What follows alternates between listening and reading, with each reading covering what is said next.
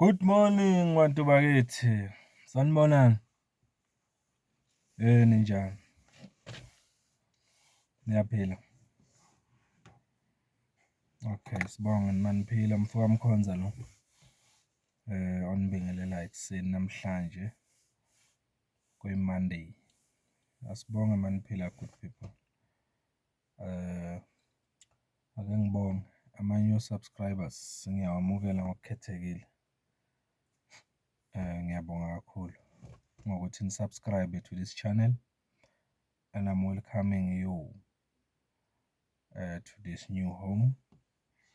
Ukusubscribe kwakho kule channel kungenza ngibone ukuthi izinto esiyixoxa la ziyabathinta abantu base-South Africa. That's why they subscribed and engaging with this channel. Ngiyanibonga kakhulu guys. Nami ningenza ngibe nogqozi lokuthi ngiqhubeke ngiye phambili. Niyangi-encourage kahle kahle. As we speak, cishe sihleli manje ku-3,854 subscribers. That's a lot of people abasubscribile. Ngiyacela ukuthi abanye abaviewer ama-videos wami abangasubscribe nabo benze kanjalo. Njengoba ngisho nje kancane kancane iyakhula i-channel kusekuningi futhi esisazokuxoxa nesisazokwenza kule channel. So let's grow together. Ngiyanibonga kakhulu. Ngifisa ukuqhuba le ndaba esema-10 ephathelene no-SG we-MK Party, ubaba uFloyd Shivambu. Ngiye ngayiqala izolo ngenza ividiyo lapho ngiveze khona ukuthi mina ngendlela engiyibuka ngayo indaba yokuvakasha kwakhe kuBushiri kufanele ukuthi nakuba mhlampe sikubuka okunegative noma izinto esingamgxeka ngazo, kodwa siphinde sibuke okupositive ukuthi ukuhamba kwakhe ayile azange akwenze kwaba private. And manje-ke umuntu owenza izinto private uvama ukusolisa, kodwa umuntu owenza izinto public umuntu ongenamfihlo loyo. Usuke nje ngendlela mina engibuka ngayo edlulisa i-statement futhi sokuthi uyiphilela impilo yakhe and it's not a secret ukuthi uphila yiphi impilo. So ngithanda-ke siyibuke ngaleyo ndlela. Kuningi nokunye engikuchazile ningayibheka leyo video uma ngabe mhlampe beningakayibheki engiyifaka izolo engikuchazile, but namhlanje ngila. Ngiye ngabuka lesimo sika Floyd, ngase ngicabanga ukuthi kodwa ngempela yini eyenza ubaba uZuma, baba Jacob Zuma adume kangaka futhi abe popular kangaka eSouth Africa. Njengoba sikhuluma nje currently ubonakala kungumuntu oxoxwa ngaye kakhulu, even more than uMandela manje. Xoxwa ngoZuma even more than uMandela manje. Kugcinene nje ukuthi kukhulunywe ngegama laMandela ey'ndabeni zase-South Africa. Kodwa uma ungabheka from bo-1994 ukuza ngapha bo-2010 khona lapho igama belikhulunywa kakhulu lama-politicians e-South Africa bekuhamba phambili igama laMandela. But since uMandela ahamba emhlabeni bekuloku kukhula kancane kancane igama likaBaba uZuma. Njengoba manje eSouth Africa uma nje sikhuluma ngepolitiki yase-South Africa, umuntu wokuqala ofikayo engqondweni zabantu, President Zuma. yini emenze waze waba la khona. Ngike ngabuyela emuva ngathi ukubheka uBaba uZuma umlando wakhe mude eSouth Africa nakupolitiki yase-South Africa, kodwa iningi lethu besingawunakile futhi besingawazi. Kodwa siqale nini ukubona uBaba uZuma ukuthi uwumuntu okanjani, sanaka nempilo yakhe ne-career yakhe kwipolitiki? Siqale ngesikhathi erilizwa noma exoshwa uBaba uMbeki as Deputy President of South Africa in 2005. That's when mina njengomfokaMkhonza ngabuka impilo kaBaba uZuma, okuwukuthi nabaningi ngicabanga ukuthi that's when they started ukulandela impilo kaBaba uZuma. Sasingakwazi okuningi, saqala uma ngabe kukhulunywa ngoBaba uZuma ne-relationship yakhe noShabir Shaik. That's when kwaqala kwaba nomsindo omningi eSouth Africa ngoZuma. Ukujajwa kukaShabir Shaik for i-corruption ne-fraud ngoJuni 2005 kwaspark-a i-debate enkulu eSouth Africa. Empeleni the debate was not even more about uShabir Shaik owayegwetshwa, but the debate was more about the deputy president, uBaba uZuma, was alleged to have been having a relationship, a corrupt noShaik. But what was interesting lapha ukuthi makuphuma leya judgment kaShaik, uBaba uZuma was not even there in court, but his name was mentioned several times in that judgment. Kodwa he wasn't in that trial, uBaba uZuma. Yebo. Waze wagwetshwa uShaik, uBaba uZuma sala ngaphandle engazange ayihambe leyo trial kaShaik, noma engafakwanga as part of abantu abakuleyo trial. Yini eyenzeka makugwetshwa uShaik? Upresident we-South Africa uBaba uMbeki released Zuma from his duties as a deputy president we-country. Excuse me. Yebo. Lokho kwakusho ukuthi uZuma uyaphuma ku-cabinet. Ephuma ku-cabinet ngokuthi kubonakale kwi-judgment kuvela igama lakhe kaningi ukuthi ebene-relationship nomuntu ogwetshelwe ini? I-corruption ne-fraud, uShaik. Yebo. In short, kwathi makungcwatshwa uShaik kwasala kunesithunzi noma kunethunzi elimnyama ekhanda likaBaba uMsholozi lokuthi wena ubune-relationship nalo muntu lo ogwetshwayo namhlanje ethi u-corrupt, bowenzani naye? Kodwa azange ayihambe leyo trial uBaba uZuma.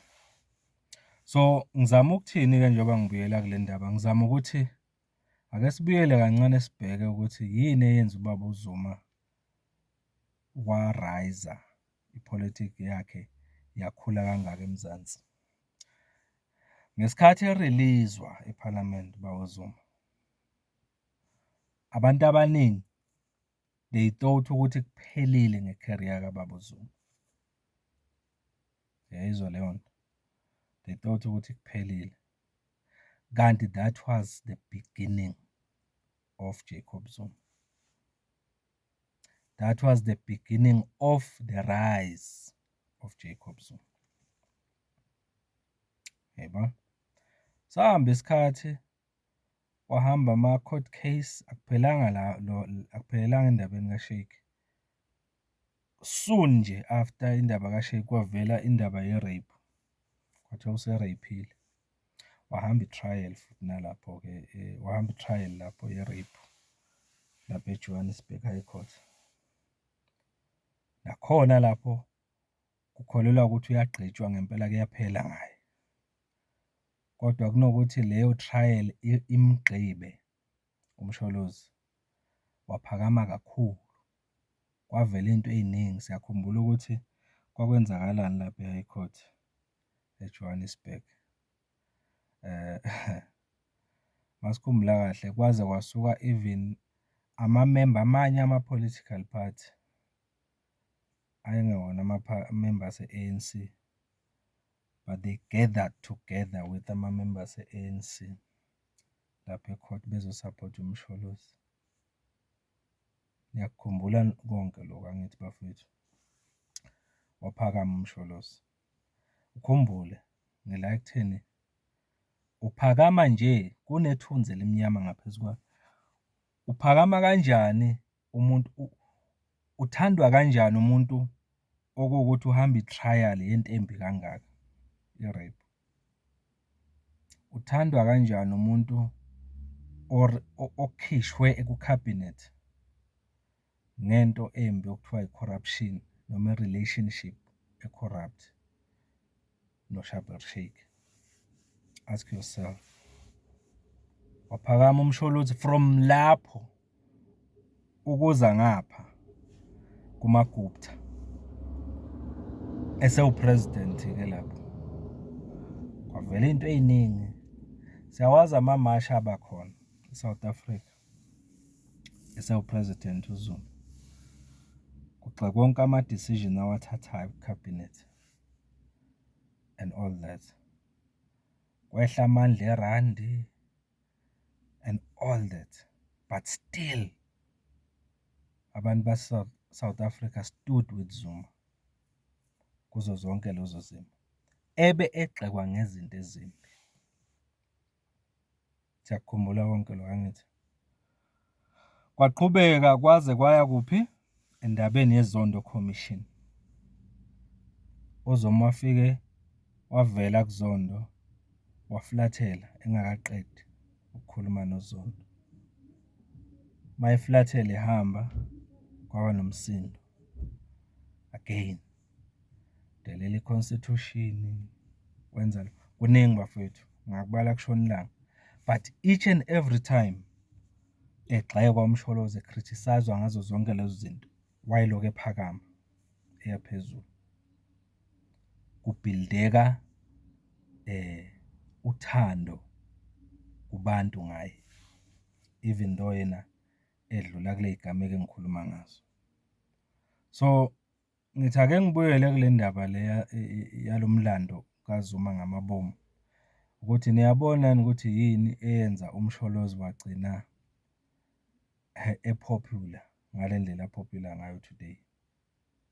Igameko aye-criticise-zwa kuzo, egxekwa kuzo, kodwa engabambeki ngoba ingekho into ephathekayo abazomngcwaba ngayo, agqibeke ngempela ngoba babezama ukumgqiba. Babelokhu bemu-accuse-a nje, bemu-accuse-a nje kuphele lezi zenzo. Kuze kube manje njengoba sane-M_K Party nayo ekuyi-formation kwakhe, hamba inkantolo kwaba yilokhuya nalokhuya, behluleka wagcina eyifomile, naye manje ikhona. Usebeke-ke u-S_G wayo oFloyd Shivambu njengamanje. Naye lo Shivambu wamkhetha kungalindele muntu, kwaba shocked eSouth Africa ukuthi angabeka umuntu ofana noFloyd kule position e-critical kangaka yokuba u-S_G, ekubeni uFloyd all these years ebethuka yena lo Zuma, embiza ngesigebengu and all that, kodwa yena usebeke yena futhi kule position. Vele abantu abaningi ngihle ngi-understand-a ukuthi why they fail to understand ukuthi uZuma ufike kanjani kule decision yokuthi angaze abeke umuntu ofana noFloyd as S_G. But always think and try to go deep ukuthi yini okungenzeka ukuthi uMsholozi wazidicayidela yena ukuthi ngomunwe wakhe akhombe uFloyd athi wona uzoba yi-engine yale MK Party engiyifomishile, because an SG is an engine of an organization. 1 point. Nangu uFloyd manje usahambile waya kuBushiri. Nangu usahambile waya kuBushiri. Kwenzakalani eMzansi? Yavungama eSouth Africa. Ngilalela abanye abahlaziyi nje la ey'ndabeni basho lokhuya nalokhuya. Hawu seyimoshile i-career yakhe uFloyd. Hawu selimoshile igama lakhe. Even within i-MK Party kuyavunganywa lapha.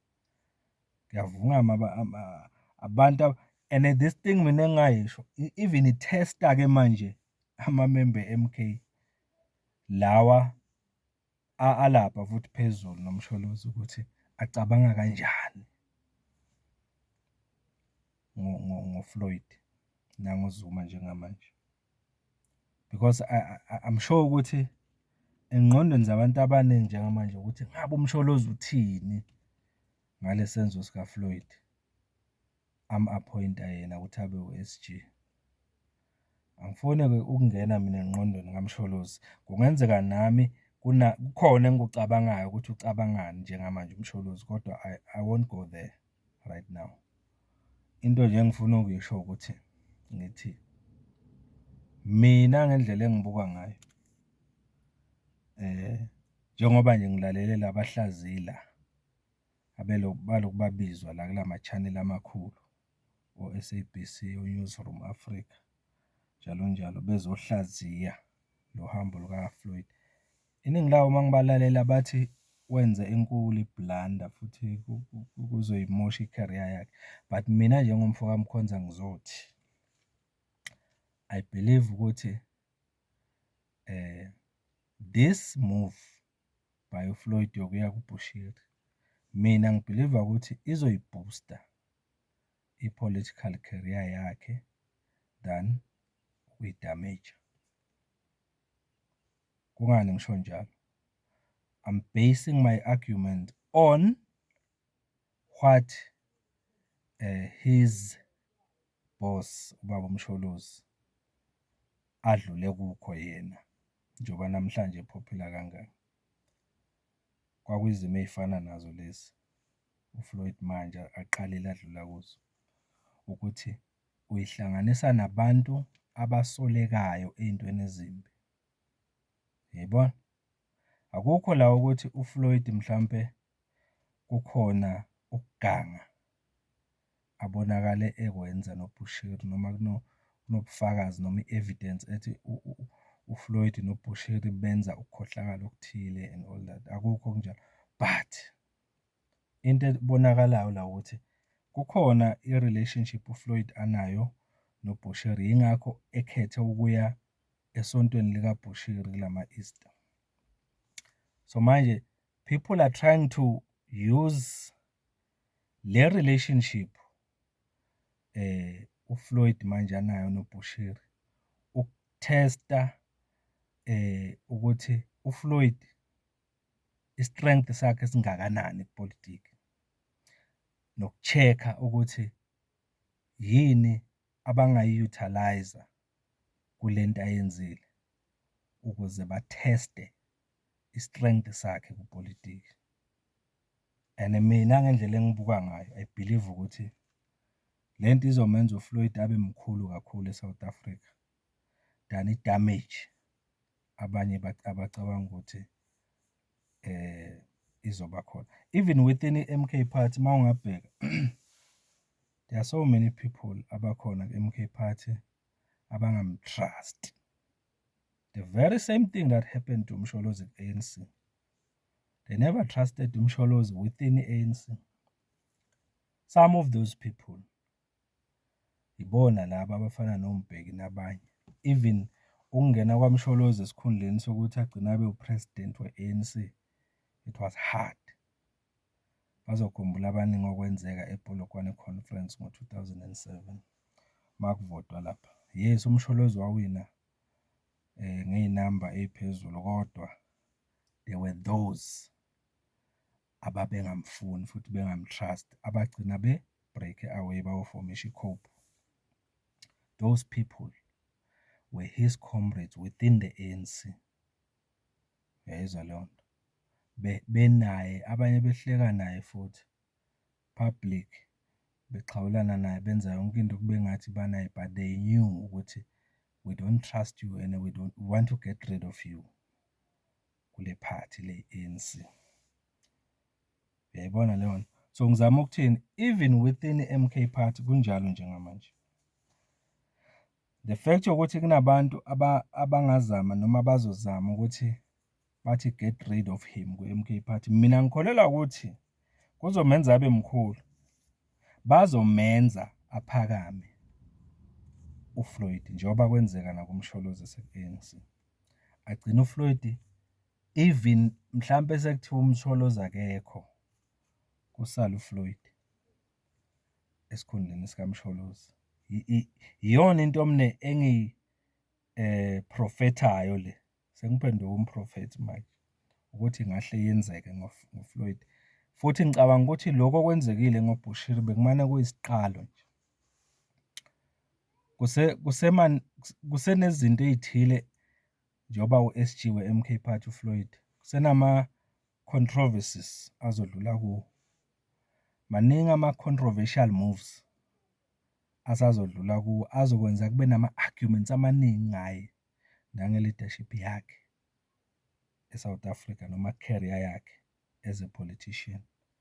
Lawo ma-arguments, especially negative arguments by analysts ku-mainstream media ikakhulukazi, azomenza ukuthi aphakame kakhulu, agcine efana nomsholozi.